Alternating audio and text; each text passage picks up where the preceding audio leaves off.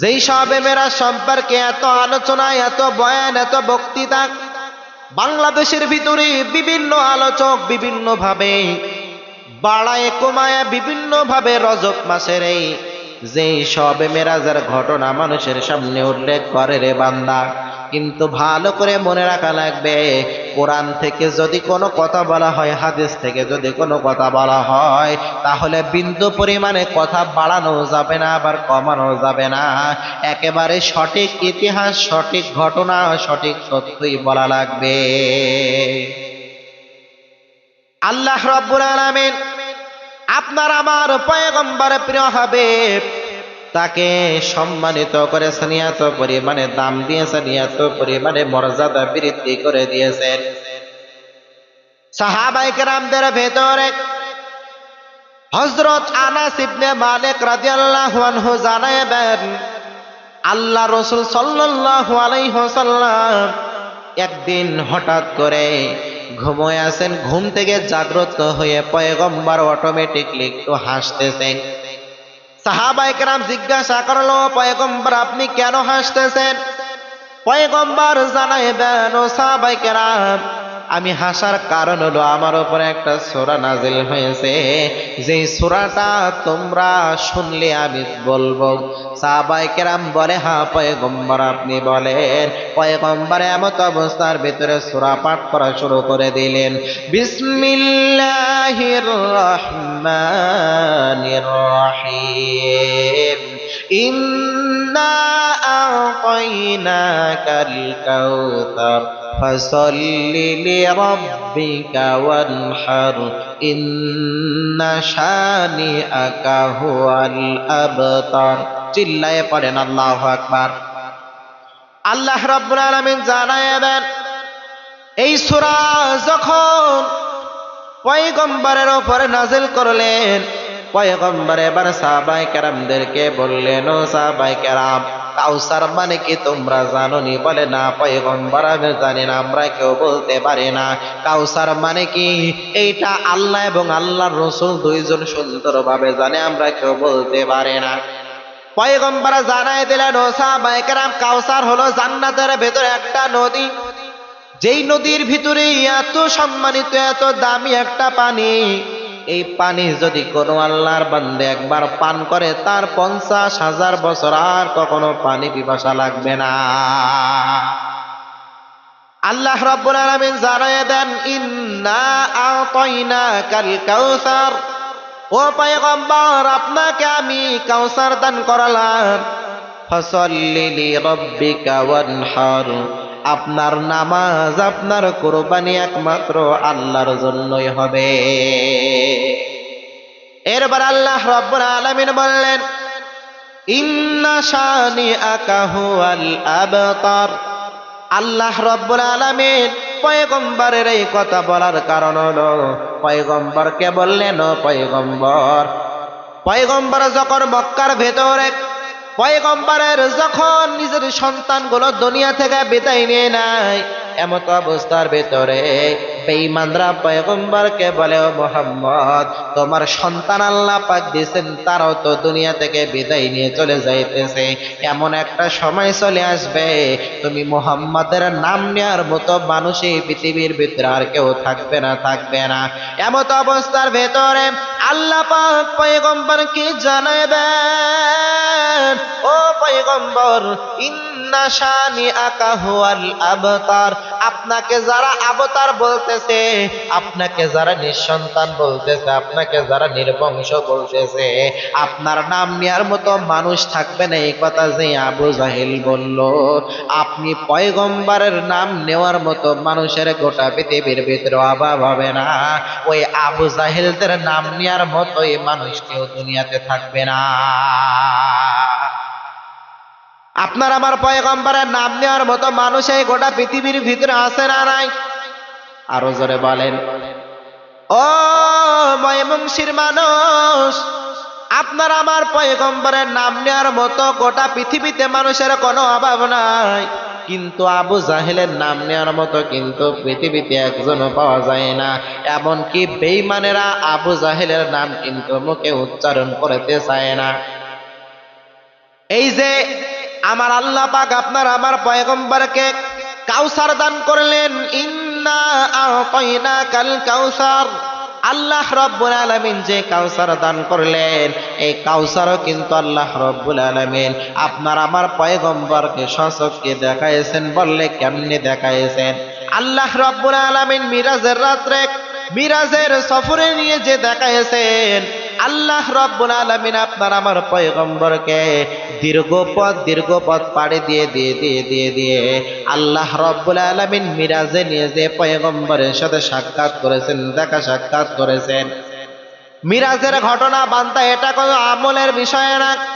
দুনিয়ার ভিতরে তাকায় দেখবেন, যখন সবে মিরাজের রাত আসে তখন মানুষজন কিন্তু যায় নামাজ নিয়ে দৌড়ায়, নামাজ পড়া লাগবে।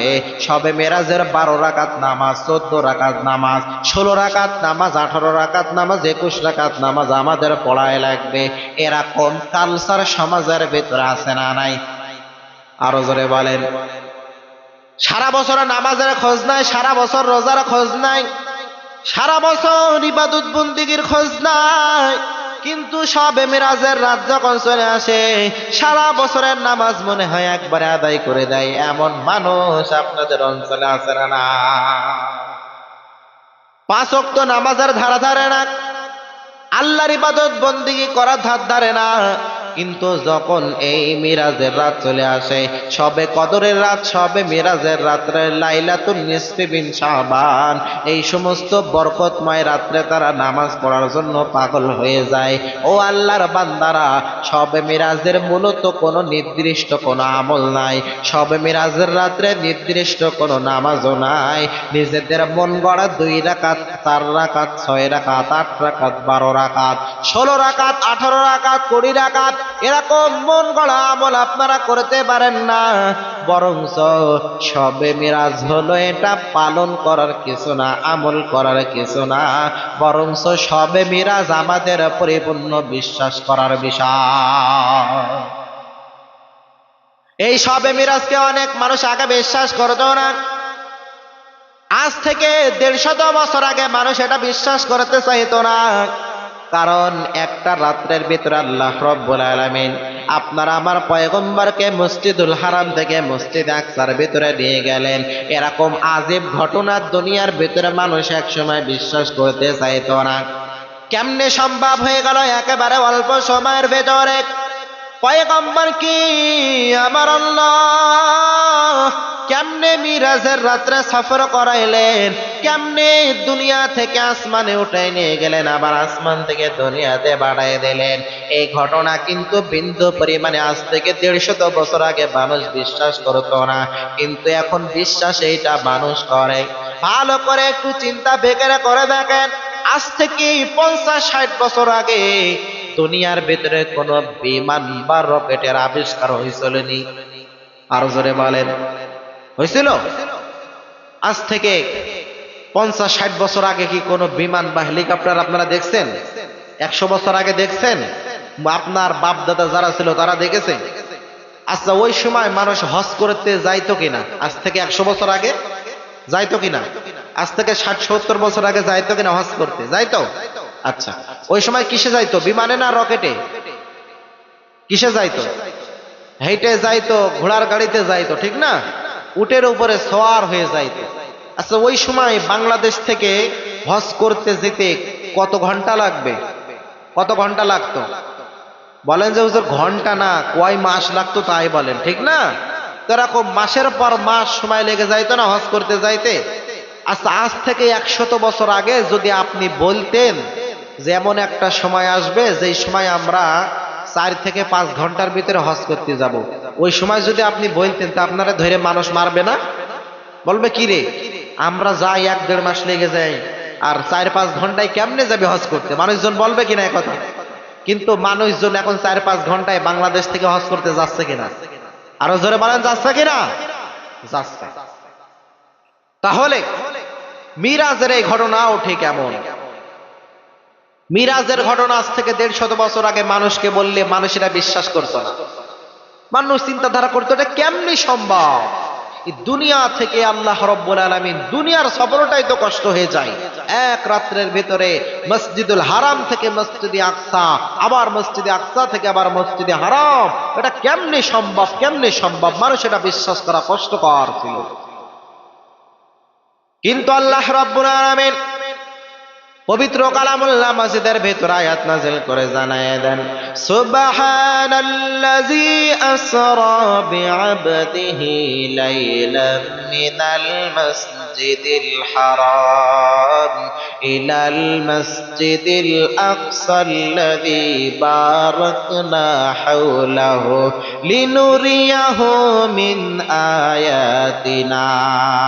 কোরআনে আছে না নাই? আরো জোরে বলেন।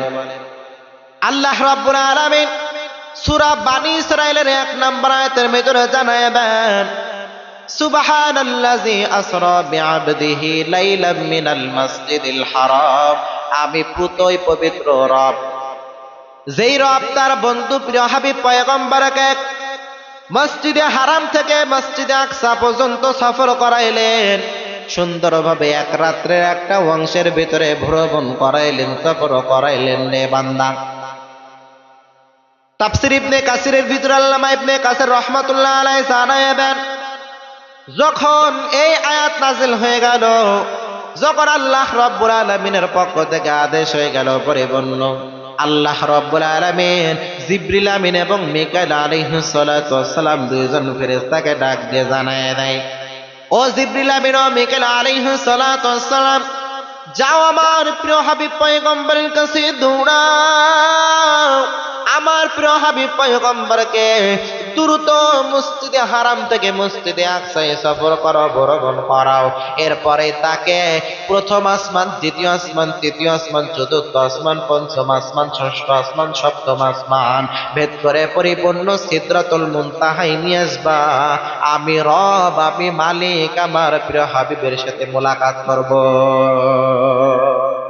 এমত অবস্থার ভিতরে ওই যে হাতিমে কাবা কিতাবের ভেতরে এসেছে, হাতিমে কাবার ভিতরে পয়গম্বর অবস্থান করতেছে।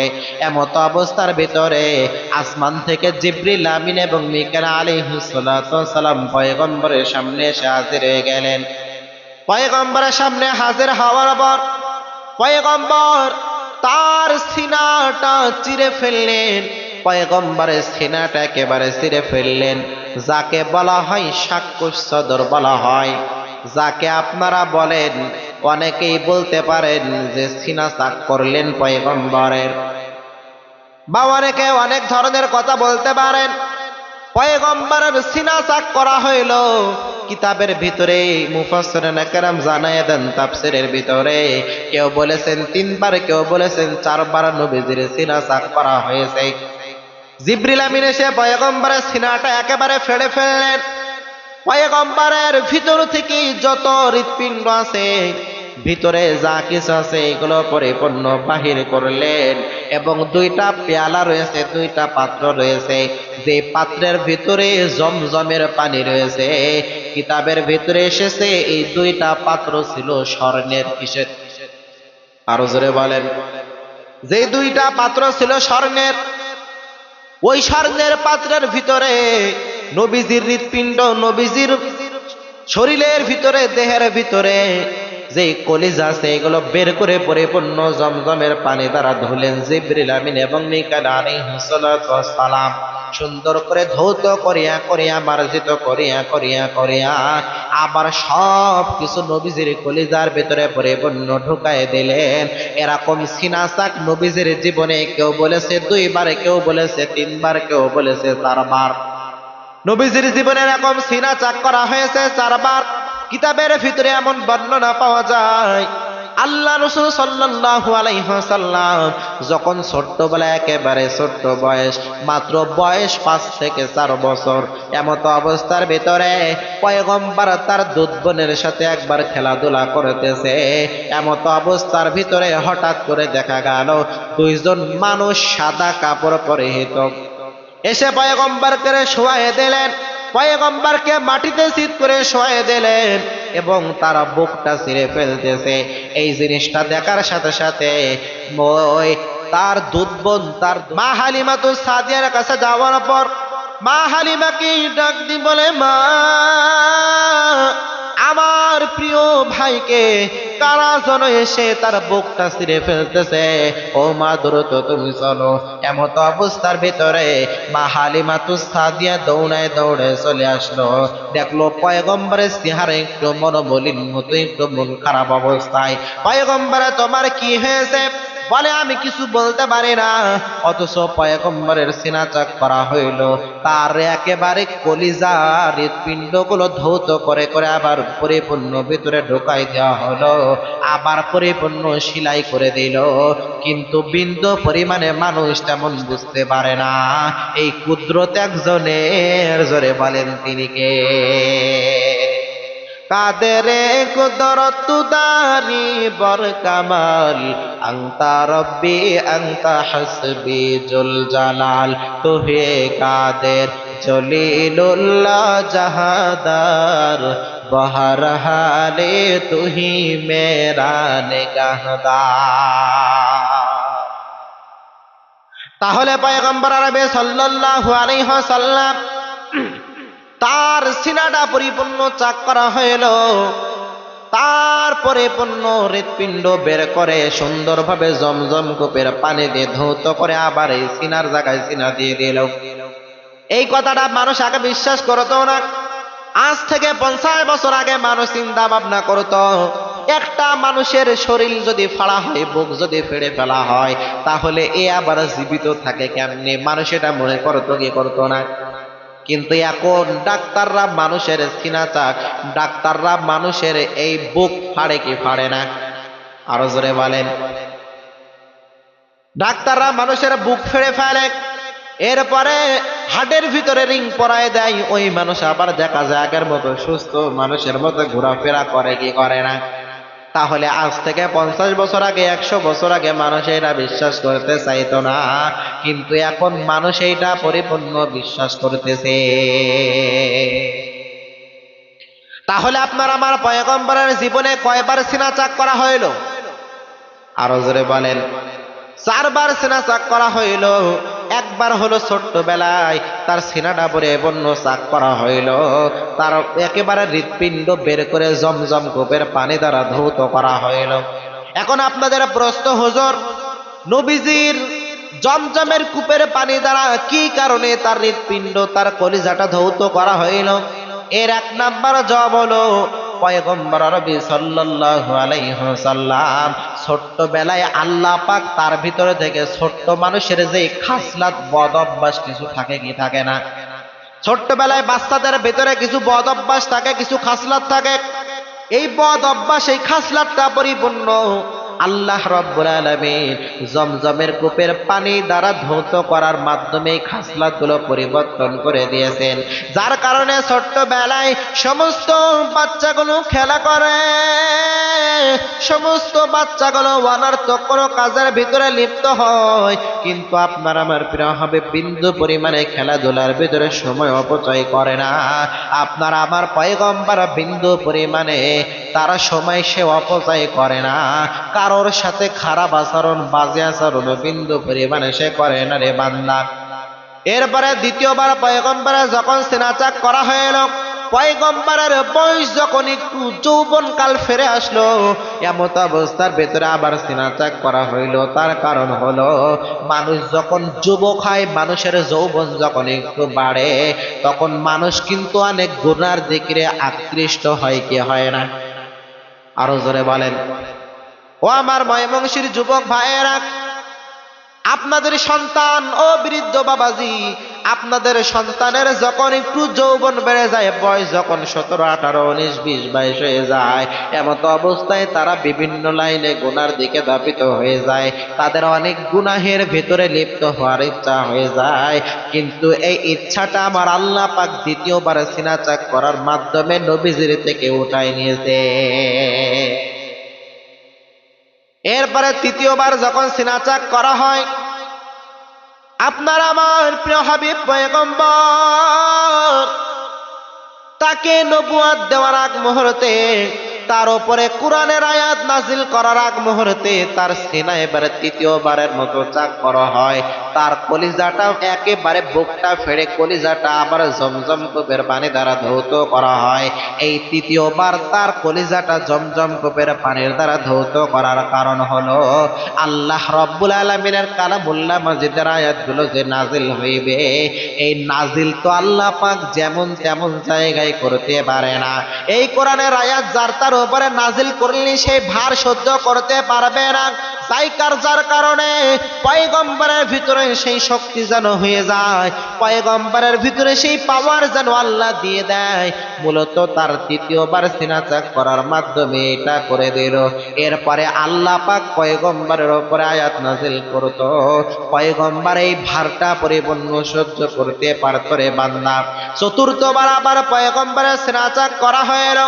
আল্লাহ পাক যখন জানায় দিলেন সুবহানাল্লাযী আসরা বিআবদিহি লাইলাম মিনাল মাসজিদিল হারাম ইলাল মাসজিদিল আকসাল্লাযী বারাকনা হাওলাহু লিনুরিয়াহু মিন আয়াতিনা। আল্লাহ রাব্বুল আলামিন বললেন, আমি হলো ওই মহান রব, আমি আমার প্রিয় হাবিব পয়গম্বরকে ওই মসজিদে হারাম থেকে মসজিদে আকসার ভিতরে সফর করাইলাম। দীর্ঘ পথ পাড়ি দিয়ে আমি আমার পয়গম্বরকে সফর করাইলাম। এমত অবস্থার ভেতরে এবার জিবরিল আমিন সাদা একটা বুরাকের ব্যবস্থা করলো। যে বুরাকটা হলো কিতাবের ভেতরে তাফসিরের ভেতরে আসছে, যে বুরাকটা হলো ছোট খচ্চরের থেকে বড় এবং ওই পরিপূর্ণ গাধা এই গাধার থেকে ছোট। এই বুরাকটা হলো সাদা রঙের বুরাক। এই বুরাকের ভিতরে পয়গম্বরকে ওঠানো হইল। পয়গম্বরকে ওঠানোর পরে ওই বুরাকটা চলতেছে। কিতাবের ভেতরে এসেছে বুরাকের পাওয়ার কেমন, বলে এই বুরাকের পাওয়ার হলো এত পরিমাণে পাওয়ার, বুরাকের চোখ যত দূর যায় তার এই পা এখানে আর ওই পা ওখানে যে পড়ে। সুবহানাল্লাহ বলবেন না? বুরাক হলো এমন একটা শক্তিশালী, এমন একটা পাওয়ারফুল বস্তুর নাম, এমন একটা বাহনের নাম বুরাক। যেই বুরাক তার চোখের পাওয়ার যত দূর যায় তার পাটাও তত দূরে চলে যায় রে বান্দা। ও আমার ময়মনসিংহের গফুরগাঁওয়ের আমার বৃদ্ধ বাবাজি যুবক ভাইয়েরা, আপনারা কি এমন কেউ আছেন আপনার নজর যত দূরে চলে যায় আপনার পাটা তত দূরে চলে যায়? এমন কেউ এখানে আছেন নাকি? আছেন এমন কেউ? বলবেন যে হুজুর আমার পাই চলে না, ঠিক না, হাঁটতে গেলে বাবাতা হয়ে যায়। কিন্তু বুরাক এমন একটা দামি সম্পদ, ওই বুরাকের উপরে পয়গম্বরকে বসানো হইল। এরপরে পয়গম্বরকে মসজিদুল হারাম থেকে মসজিদে আকসার ভিতরে পরিপূর্ণ নিয়ে যাওয়া হয়ে গেল রে বান্দা। আপনাদের কথা, আল্লাহ রাব্বুল আলামিন মসজিদে হারাম থেকে মসজিদে আকসার ভিতরে কেন নিয়ে গেলেন, এর জবাব আল্লাহ রাব্বুল আলামিন সুন্দরভাবে দিয়ে দিয়েছেন।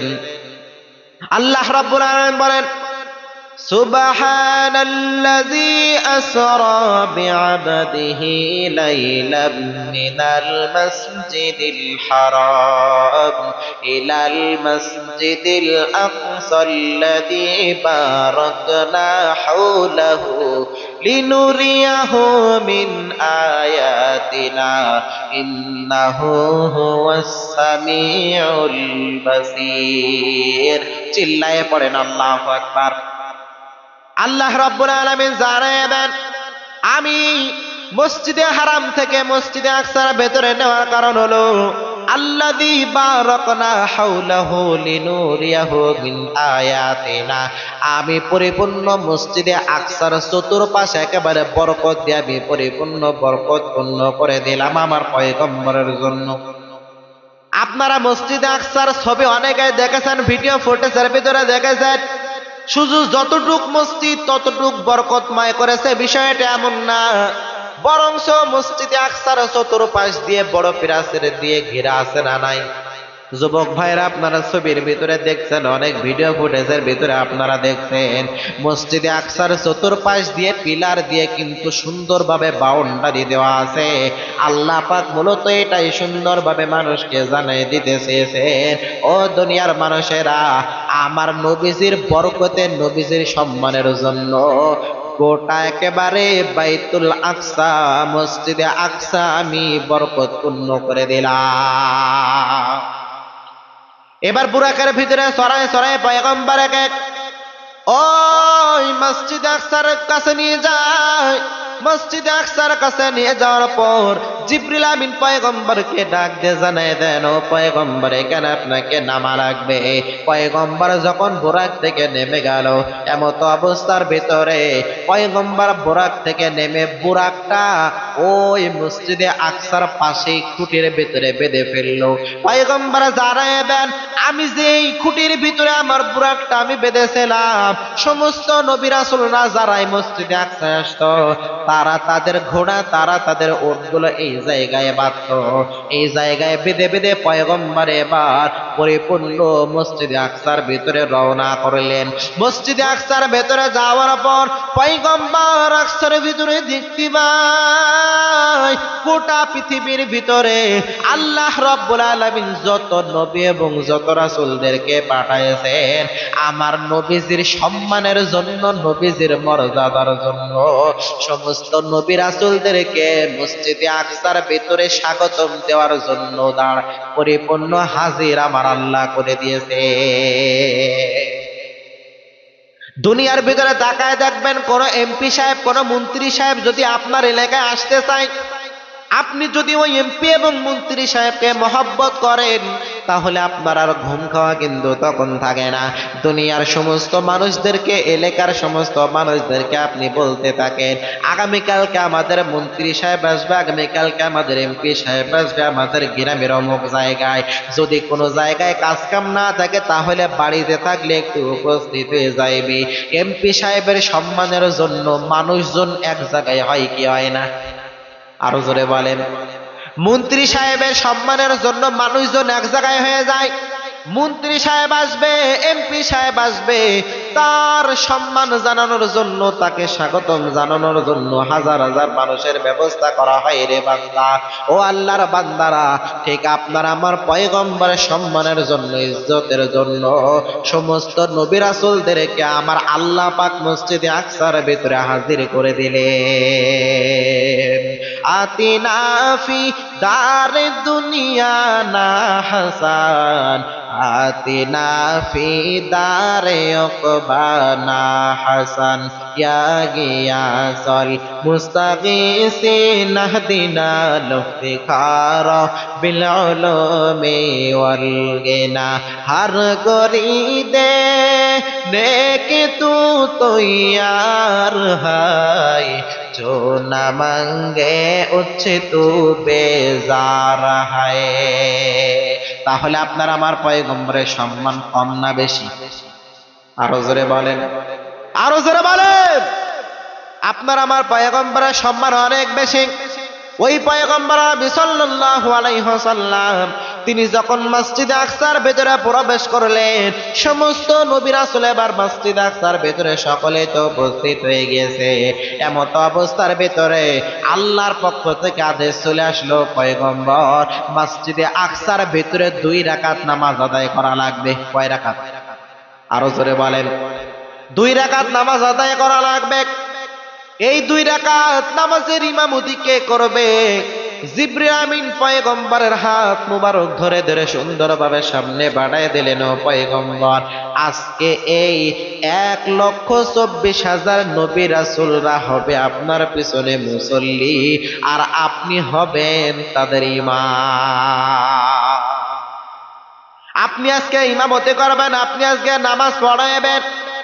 আজকের ইমামতি আদম নবী করবে না, আজকের ইমামতি মুসা নবী করবে না, আজকের ইমামতি ঈসা নবী কেউ করবে না, ইব্রাহিম নবী করবে না, আজকের ইমামতি পরিপূর্ণ আপনাকেই করা লাগবে ও পয়গম্বর। দ্রুত আপনি নামাজের জন্য প্রস্তুতি গ্রহণ করেন। আপনার আমার পয়গম্বর এমন পয়গম্বর, যে পয়গম্বরকে আমার আল্লাহ রাব্বুল আলামিন সাইয়্যিদুল মুরসালিন বলে উপাধি দিয়ে দিয়েছেন, যেই পয়গম্বরকে আল্লাহ রাব্বুল আলামিন এত সুন্দর সুন্দর উপাধি দিলেন, রহমাতুল লিল আলামিন বলে উপাধি দিলেন। আল্লাহ রাব্বুল আলামিন পবিত্র কোরআনের ভিতর আয়াত নাযিল করে জানায় দেন, ওয়ামা আরসালনাকা ইল্লা রাহমাতাল লিল আলামিন। চিল্লায়ে পড়েন আল্লাহু আকবার।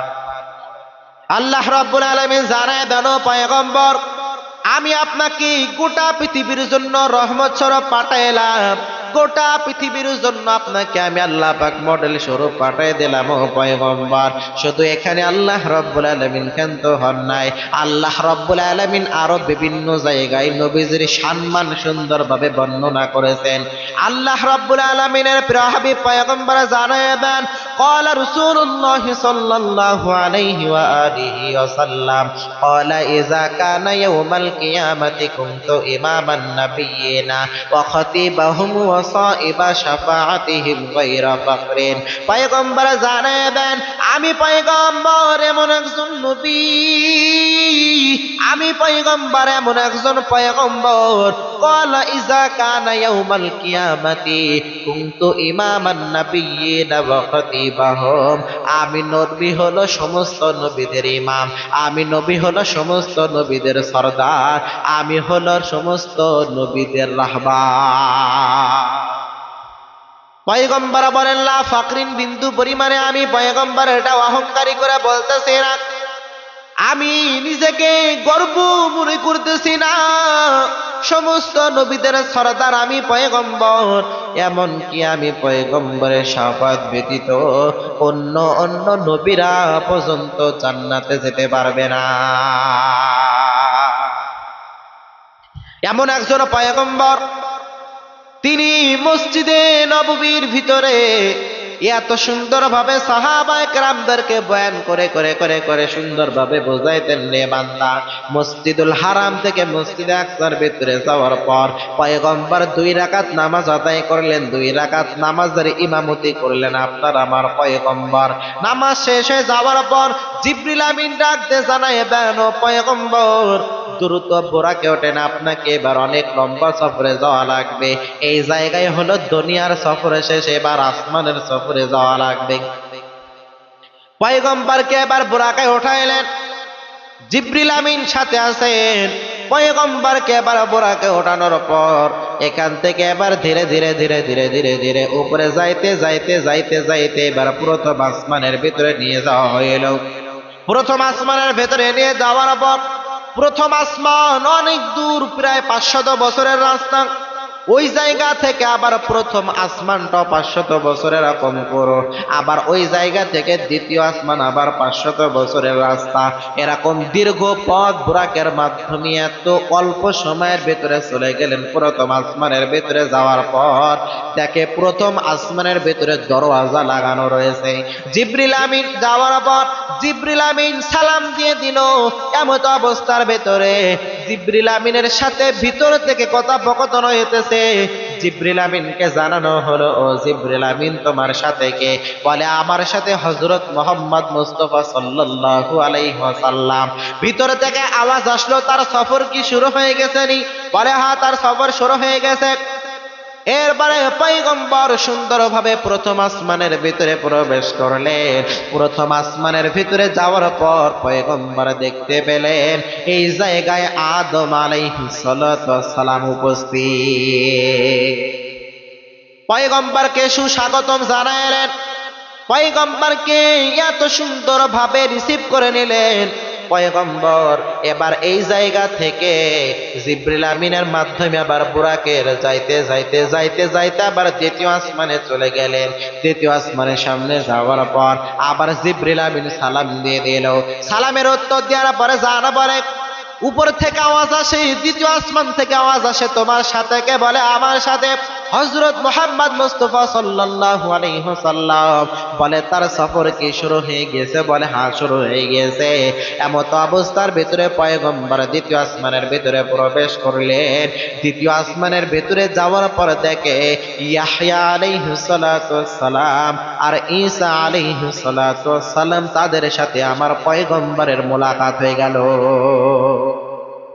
তারা সকলে আপনার আমার পয়গম্বরকে রিসিভ করে নিলেন।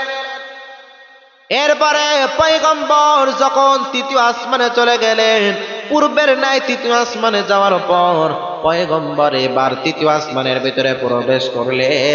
তৃতীয় আসমানের ভিতরে প্রবেশ করার পরে দেখে ইউসুফ আলাইহিস সালাতু ওয়াসসালাম আপনার আমার নবীজির স্বাগতম জানানোর জন্য দাঁড়ায় আছে। ইউসুফ আলাইহিস সালাতু ওয়াসসালামের সাথে সাক্ষাৎ হয়ে গেল। এরপরে পয়গম্বর আরবি সাল্লাল্লাহু আলাইহি ওয়াসাল্লাম এরপরে চতুর্থ আসমানে প্রবেশ করলেন। চতুর্থ আসমানের ভিতরে প্রবেশ করার পর ওই জায়গার ভিতরে আরেকজন পয়গম্বরের সাথে সাক্ষাৎ হয়ে গেল। যেই পয়গম্বর হলো ইদ্রিস আলাইহিস সালাতু ওয়াসসালামের সাথে সাক্ষাৎ হয়ে গেল। এরপরে পঞ্চম আসমানের ভিতরে যাওয়ার পর পঞ্চম আসমান ভেদ করে যখন পঞ্চম আসমানের ভিতরে প্রবেশ করলেন, এমত অবস্থার ভিতরে হারুন আলাইহিস সালাতু ওয়াসসালামের সাথে সাক্ষাৎ হয়ে গেল। এরপরে ষষ্ঠ আসমানের ভিতরে যাওয়ার পর ও ষষ্ঠ আসমানের ভিতরে মুসা আলাইহিস সালাতু ওয়াসসালামের সাথে সাক্ষাৎ হয়ে গেল। ও আল্লাহর বান্দারা, যেই মুসাকে আল্লাহ রাব্বুল আলামিন মুসা কালিমুল্লাহ বলে উপাধি দিয়েছেন, মুসা আপনার আমার আল্লাহর সাথে এত পরিমাণে কথা বলে, কাল্লামাল্লাহুল মুসা তাকলিমা, মুসা আমার আল্লাহর সাথে কথা কম বলেছে না বেশি? আরো জোরে বলেন। মুসা আমার আল্লাহর সাথে এত পরিমাণে কথা বললেন, ওই মুসা পয়গম্বর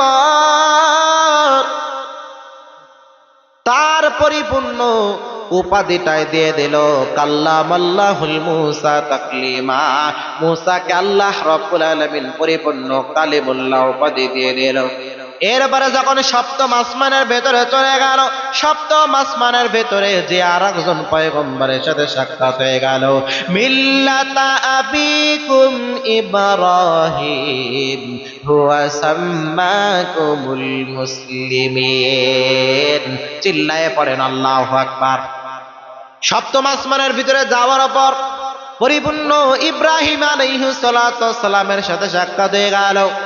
তাফসীর ইবনে কাসিরের ভিতরে আল্লামা ইবনে কাসির রাহমাতুল্লাহ আলাইহি লিখছেন, ওই ইব্রাহিম আলাইহিস সালাতু ওয়াসসালাম তিনি হলো ফেরেশতাদের কাবা, ফেরেশতাদের বাইতুল্লাহ, ফেরেশতাদের খানায় কাবা। ওই জায়গায় সুন্দরভাবে হেলান দেওয়া অবস্থায় রয়েছে। এই জায়গা থেকে এবার আল্লাহ রাব্বুল আলামিনের প্রিয় হাবিবকে ফেরেশতা এবার সুন্দরভাবে পয়গম্বরকে জানায় দেন, ও পয়গম্বর আমি ফেরেশতার সফর তো এখানে শেষ, এরপরে আরো অনেক দূরে যাওয়া লাগবে, সপ্তম আসমান ভেদ করে আরো দূরে যাওয়া লাগবে, এই জায়গায় আমি ফেরেশতা যাওয়া যাবে না।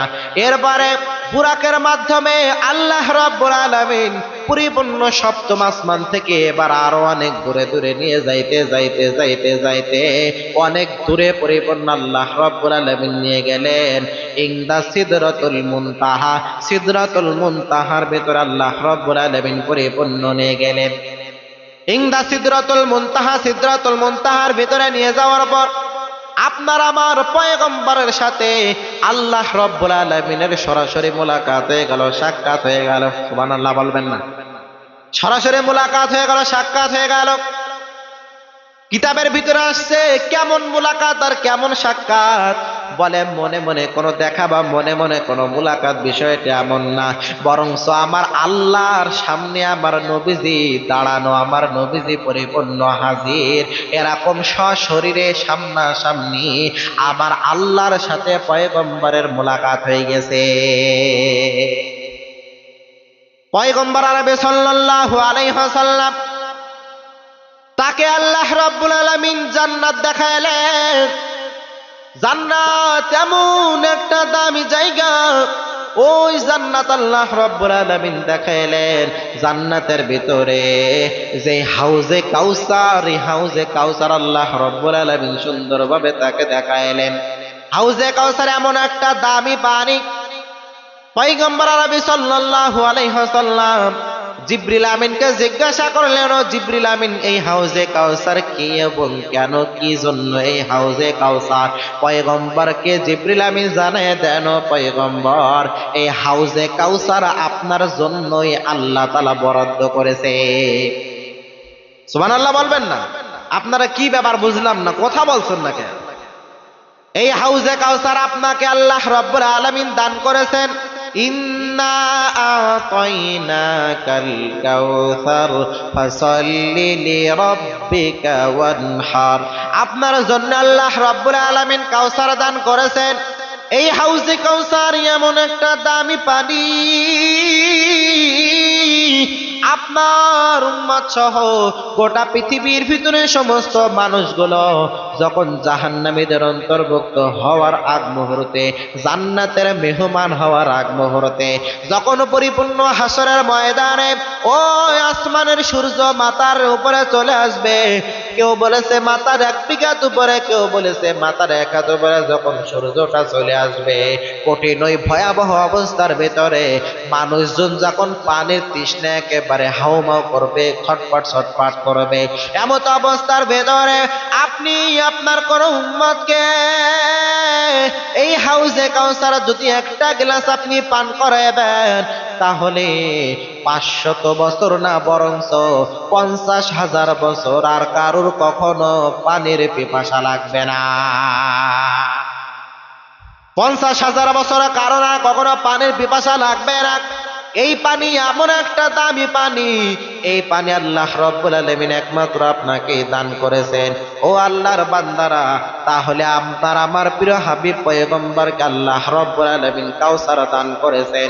পয়গম্বর সাল্লাল্লাহু আলাইহি ওয়াসাল্লাম তাকে এবার জিবরিল আমিন জাহান্নামের ভেতরে নিয়ে গেলেন, জান্নাত ভ্রমণ করাইলেন, জাহান্নাম ভ্রমণ করাইবেন।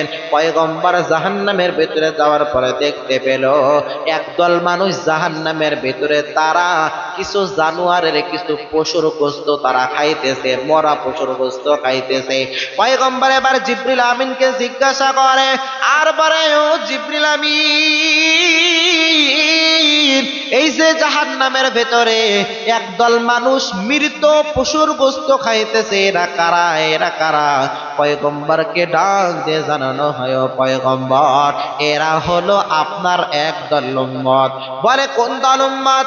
বলে, এই সমস্ত উম্মত তারা দুনিয়ার ভেতরে নিজের দোষের খোঁজ নাই, অন্যের দোষ তারা তালাশ করতো, নিজেরা ভুলের খোঁজ নাই, অন্য মানুষের ভুলগুলো তালাশ করে বেড়াইতো, চায়ের দোকানের ভিতরে বসলে গীবত শিকায়ত করতো, পাড়ায় পাড়ায় মহল্লায় মহল্লায় 2-4 জন এক জায়গায় হইলে অন্য মানুষের গীবত শিকায়ত করতো। হুজুর কি বয়ান করলো, হুজুর কয়টা বিবাহ করলো, হুজুর কোন জায়গায় কি করলো, আমাদের মসজিদের ইমাম সাহেব কোন জায়গায় কি করলো, মুয়াজ্জিন সাহেব কোন জায়গায় কি করলো, আমাদের সমাজের অমুকের মেয়ে কার সাথে চলে গেল, অমুকের বউ কার সাথে কি করলো। এরকম ভাবে মানুষ সমাজের ভিতরে গীবত শিকায়ত করে কি করে না? পয়গম্বরকে বলা হইল, পয়গম্বর, আপনার একদল, আপনার এক শ্রেণী উম্মত যারা দুনিয়ার ভিতরে গীবত শিকায়তের গুনার ভিতরে লিপিবদ্ধ ছিল, ওই সমস্ত মানুষ তারা দুনিয়ার ভিতরে তাদের মৃত ভাইয়ের গোশত খেয়েছে, আবার আজকে জাহান্নামের ভেতরে এসেও তারা এই মৃত জীব জন্তুর গোশত তারা খাইতেছে। ও আল্লাহর বান্দারা, আল্লাহ রাব্বুল আলামিন জান্নাত এবং জাহান্নাম ভ্রমণ করে করে পয়গম্বরকে দুনিয়ার ভিতরে যখন পাঠাইবেন, তখন একটা জিনিস আল্লাহ রাব্বুল আলামিন পুরস্কার স্বরূপ দিলেন। এমত অবস্থার ভেতরে পয়গম্বর যখন ওই আসমানের সফর শেষ করে যখন দুনিয়ার জমিনের ভিতরে আসবেন, আসার পথে মুসা আলাইহিস সালাতু ওয়াস সালামের সাথে সাক্ষাৎ হয়ে গেল। মুসা পয়গম্বর জানাইবেন, ও পয়গম্বর, আল্লাহ রাব্বুল রব্বুল আলামিন আপনাকে মেহমান বানাইলেন, আল্লাহ নিজেই মেজবান হয়ে গেলেন আর আপনাকে বানাইলেন মেহমান, আল্লাহ পাক আপনার জন্য কি হাদিয়া দিয়েছেন একটু জানায় দেন। পয়গম্বর জানায় দিল, ও মুসা কালিমুল্লাহ, আল্লাহ রাব্বুল আলামিন আমাকে হাদিয়া স্বরূপ দিয়েছেন 50 ওয়াক্ত নামাজ। কয় ওয়াক্ত? 50 ওয়াক্ত নামাজ আল্লাহ রাব্বুল আলামিন দিয়েছেন। মুসা নবী জানায় দেন, ও পয়গম্বর, আপনার উম্মত কখনো তাই 50 ওয়াক্ত নামাজ আদায় করবে না, কারণ আমি আমার সমস্ত বনি ইসরাইলের গোষ্ঠী যারা আমার উম্মত আছে আমি তাদের নিয়ে খুব ভালো করে জানি, বিন্দু পরিমাণে ইবাদত তারা করতে চায় না। দ্রুত আপনি আল্লাহর কাছে গিয়ে নামাজগুলো একটু কমাই নিয়ে আসেন। পয়গম্বর আবার আল্লাহর কাছে যাওয়ার পর আল্লাহর কাছে গিয়ে বলে, মালিক নামাজগুলো কমায় দেন। নামাজগুলো কমায় দিল, আবার পরিপূর্ণ মুসার কাছে চলে আসলো, মুসার সাথে সাক্ষাৎ হয়ে গেল। মুসা আলাইহিস সালাতু ওয়াস সালাম ডাক দিয়ে জানায় দেন, পয়গম্বর কত ওয়াক্ত কমাইছে? কোন কিতাবের ভিতরে এসেছে 50 থেকে 25 ওয়াক্ত, আবার কোন কিতাবের ভিতরে এসেছে 5 ওয়াক্ত 5 ওয়াক্ত করে কমাইতেছিল। এবার মুসাকে জানায় দিল কমাই নিয়ে আসছি। মুসা পয়গম্বর জানায় দেন, ও পয়গম্বর এটা আপনার উম্মত পড়বে না, মানবে না, দ্রুত আপনি আল্লাহর কাছে আবার চলে যান, গিয়ে আপনি আরো কমাই নিয়ে আসেন। আবার আল্লাহর কাছ থেকে কমাই নিয়ে আসলো। আবার মুসা বলে, না এটা আপনার উম্মতরা তারা পড়বে না, মানতে পারবে না। আবার আপনি আল্লাহর কাছে চলে যান, আবার কমাই নিয়ে আসেন। এরকম ভাবে কমাইতে কমাইতে কমাইতে মাত্র 5 ওয়াক্ত যখন আছে, মুসা ডাকতে জানায় দেন, ও প্রিয় হাবিব পয়গম্বর, আপনার উম্মতরা এটাও পড়বে না, আপনি আরো কমাই নিয়ে আসেন। এমত অবস্থার ভিতরে পয়গম্বর ডাকতে জানায় দেন, ও মুসা, আমি আল্লাহর কাছে একটা বিষয় আর কয়বার যাইব? মানুষ একটা বিষয় একজনের কাছে বারবার যাইতে লজ্জা লাগে কি লাগে না? লজ্জা লাগে না?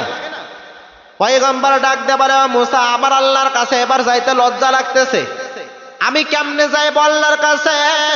আল্লাহর কাছে আমি আর যেতে পারতেছি না। এই জায়গা থেকে 5 ওয়াক্ত নামাজ আল্লাহ রাব্বুল আলামিন আমাদের উপরে ফরজ করে দিলেন রে বান্দা। ও আমার ময়মনসিংহ গফিরগাঁওয়ের বৃদ্ধ বাবাজিরা, দুনিয়ার ভিতরে নামাজ পড়েন, ইবাদত বন্দেগী যাই করেন না কেন, একমাত্র আল্লাহর রাজি খুশি করার জন্য পরিপূর্ণ আপনাকে আদায় করা লাগবে রে বান্দা। আল্লাহ রাব্বুল আলামিন জানায় দেন, ইন্না সলাতি ওয়া নুসুকি ওয়া মাহইয়ায়া ওয়া মামাতি লিল্লাহি রাব্বিল আলামিন। চিল্লায়ে পড়েন আল্লাহু আকবার।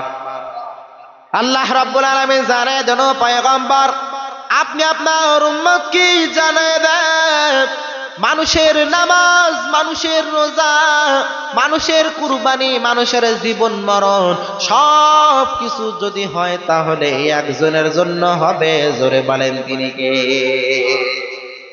সবকিছু আল্লাহর জন্য হওয়া লাগবে রে বান্দা।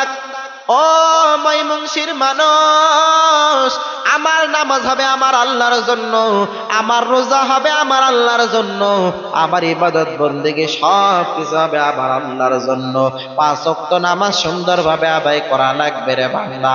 আল্লাহ রাব্বুল আলামিন জানায় দেন, দুনিয়ার মানুষেরা তোমরা যদি 5 ওয়াক্ত নামাজ সুন্দরভাবে আদায় করতে পারো তাহলে আমি আল্লাহ পাক তোমাদেরকে 5টা পুরস্কার দান করব। কয়টা?